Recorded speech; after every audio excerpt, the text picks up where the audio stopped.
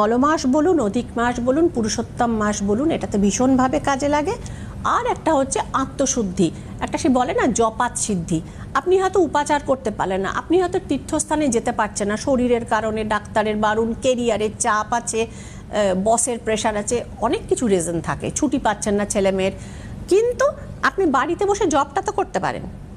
হ্যাঁ, কুচিন্তা না করে, বিএনপিসি না করে জবটা তো করতে পারেন। তো সেক্ষেত্রে জবের মাধ্যমে আমরা মনে করি, আমরা হিন্দুরাই এটা ম্যাক্সিমাম মনে করি যে আত্মশুদ্ধি হয়, আত্মশুদ্ধির জন্য মাস।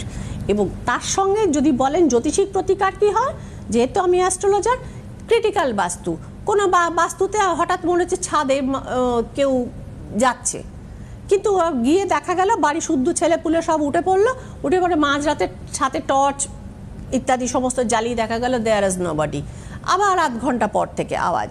তো এইরকম কিছু থাকে, শাপিত বাস্তু থাকে, ভুতুরে বাস্তু থাকে, অভিশপ্ত বাস্তু থাকে। তো এই সমস্ত ক্রিয়াকর্মগুলো কিন্তু এই মলমাস বা অধিক মাসে এটা হয়ে থাকে।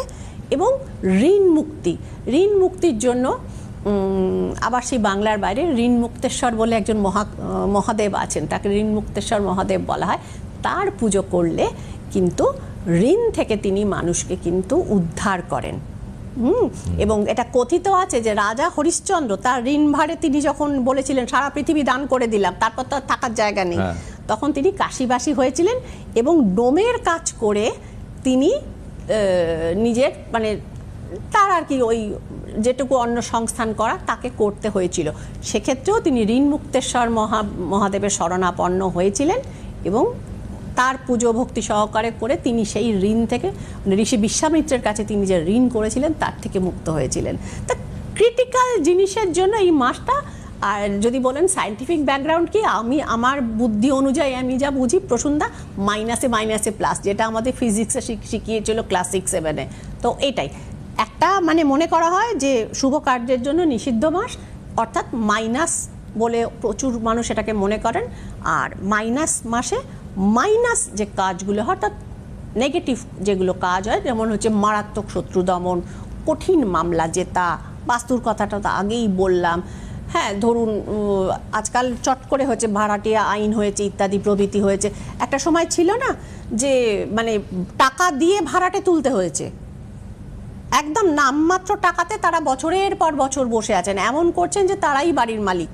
তো এবং তাদেরকে তুলতে কোর্ট কাচারি শেষ পর্যন্ত লামসাম অ্যামাউন্ট দিয়ে, তো এই সমস্ত বিভিন্ন ক্রিটিক্যাল কাজগুলো হয়ে থাকে। তো আচ্ছা, বাস্তুর ক্ষেত্রে আপনি যেটা বলছেন যে বাস্তুর ক্ষেত্রে মল মাস, তো মল মাসে কি বাস্তুর কাজ করা যায়? যদি করা যায় কিভাবে করা যায়, কোথায় কোথায় করা যায়, বিষয়বস্তুটা একটু দেখুন। বাস্তুর সাথে প্রথম যেটা আপনি নিজে করেন, হ্যাঁ আমি করি, যেটা বাস্তুর সঙ্গে বাস্তু ভিজিটের একটা মারাত্মক যোগাযোগ রয়েছে। দ্বিতীয় অপশানটা হচ্ছে বাড়ির প্ল্যান নিয়ে আমরা আসতে বলি চেম্বারে, সেক্ষেত্রে আমরা দেখে বুঝি যে তার বাথরুম কোন দিকে রয়েছে, তার রান্নাঘর কোন দিকে রয়েছে, তার ব্রহ্মস্থান বা বাড়ির সেন্টার পয়েন্টটা কোনখানে রয়েছে। আপনার বাড়ির ব্রহ্মস্থানে আপনার সিঁড়ি বা লিফট নেই তো, এই কথাটা কোথাও আলোচনা শুনবেন না। অর্থাৎ বাড়ির ব্রহ্মস্থান ভারী করা চলবে না। সেক্ষেত্রে বাড়ির সদস্যদের দেখবেন সবসময়ই তারা আইদার ওয়ার্ক প্রেশারে, নাহলে লোনের প্রেশারে, নাহলে শরীর খারাপের ব্যয় ভারে, তাদের মানে জীবনে শান্তি নেই। অর্থাৎ সবসময় যেন মনে হচ্ছে মাথায় একটা পর্বত প্রমাণ কিছু বোঝা চেপে গেছে অকারণে। তো এই যে জায়গাটা, তো সুতরাং এইগুলো আমরা দেখি, ভিজিট করে তো দেখি। এবং যেটা হয় সেটা ধরুন আমরা কোনো হয়তো ইন্ডাস্ট্রিয়াল ফিল্ডে গেছি, তখন আর কি সেখানকার মাটিটা টেস্টিং হয়, সয়েল টেস্টিং হয়, যেরকম ইঞ্জিনিয়াররা করে থাকেন, আপনি খুব ভালো জানবেন এটা। তো যে কারণ সয়েল টেস্টিংটা না করলে বাড়িটা বসে যাবে কিনা সেটা আগেই টেস্ট করায়। শুধু সয়েল টেস্ট না, এটা খুব ইন্টারেস্টিং হয়। প্রথম সয়েল টেস্ট হয়, তারপরে আপনি যে বিল্ডিংটা তুলছেন তার বেসে তো আপনি মানে লোহা লক্কর দিয়ে যে কংক্রিটটা করছেন, সে কংক্রিটটার পর্যন্ত কিন্তু টেস্টিং হয়।